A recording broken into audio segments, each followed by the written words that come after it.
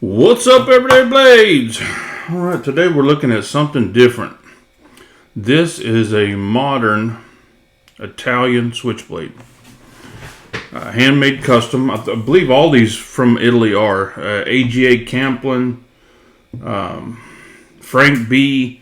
So I just bought recently a whole collection of older handmade Italian stilettos with a nice AGA leather bag, and they all sold pretty quick. I was pretty shocked that there's actually a whole group on Facebook of guys that collect these things, and they're unique. They're like the ones we used to see in the movies, but the only ones I ever seen before that were cheap Chinese knockoffs, and they were like junk. These things were pretty nice, but I looked them up, and the main steel they use in these things is 440A. Ugh. And in our world, that's garbage. But, if you're just using them, I guess, for like quote-unquote self-defense, if you're not using them for day-to-day EDC, I guess that works for you. But I want to talk about a modern take, the AGA Campolin Zero. Excuse my fingers, I got into a fight with a knife earlier. Let's see what's all in here. So there is a piece of metal on here. I have no idea what that's for. I'm going to have to read on that. Give you some basic. So what's funny is, here's a problem I had with the guy I traded with, and it was an honest mistake. The steel shows, and these guys are not really into steel. The guys that collect these, because they just don't have a great steel, except these new modern ones. Austria stainless steel M390. That's weird because, and it doesn't show any other options. It's not like it's an option on there that it's, how they'll do M390 or this or that.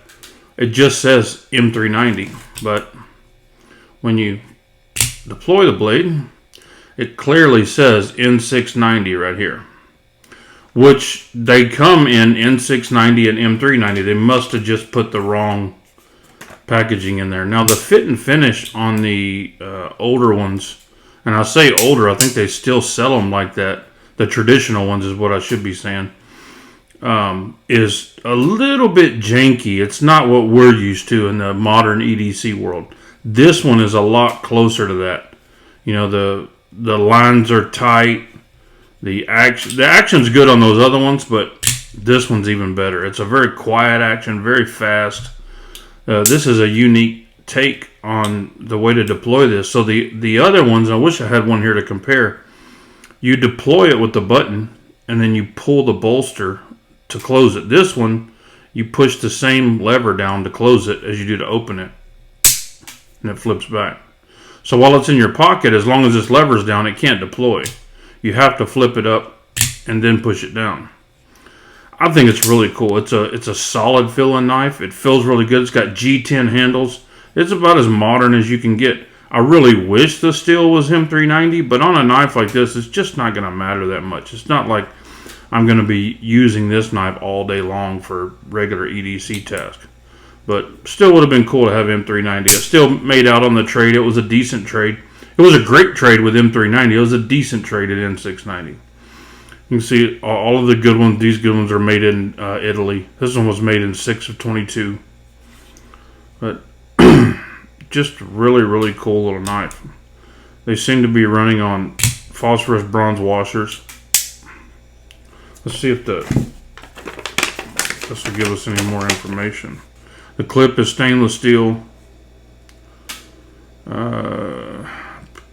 For the pocket can be removed easily and replaced with a little steel shield. So you can, I guess, replace that with a smaller. Okay, got you. Inverter lock for fast action, double spring for a durable fast opening. So these measure different than our knives. Our knives, we like to go by blade length. Blade length on this one is 4.5 inches, but when you're talking about an Italian stiletto, this is a 10-inch knife, and that's how they classify the full length of the knife. Let's check the weight. This one is quite a bit heavier than the traditional ones that I had. One I had was an 11 inch. It was really nice. It had a hand carving. It's in a previous video if you want to go check it out. 7.1 ounces, so definitely not a light boy. But very well built. The action works flawlessly. The centering is perfect. It's just little things like that that you notice are a little bit off on the traditional ones. But they're each handmade by one person. And it looks like they make them kind of fast because they've sold a lot of them. So I can see that the attention to detail wouldn't be as much. But this one definitely is. This one's very, very nice. And probably end up keeping this one in the collection. So let's put it up against a couple of other... Well, I don't have a couple other knives here handy. So total 10 inches. Handle scales are 6 inches, and it's really not going to compare to any traditional knife that we know about, any of our EDC knives.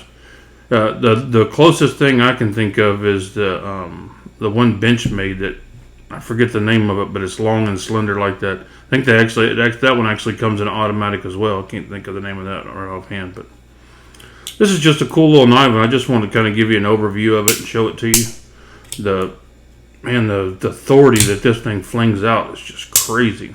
But yeah, I wouldn't have kept any of the older traditional ones just because I'm kind of a steel snob, and 440A is just not a good steel for almost anything, as far as I know. I don't know it from personal use. I just know it from watching reviews and seeing the results of the test that it went through, and it just did not perform very well. So anyway, there you go, guys. The AGA Campolin Zero. And I'm sure it's Campolin or something like that, but here in USA, that's how we pronounce it. So, guys, thanks for taking a look. I appreciate you. God bless you and your families. Say a prayer for our country. Good night.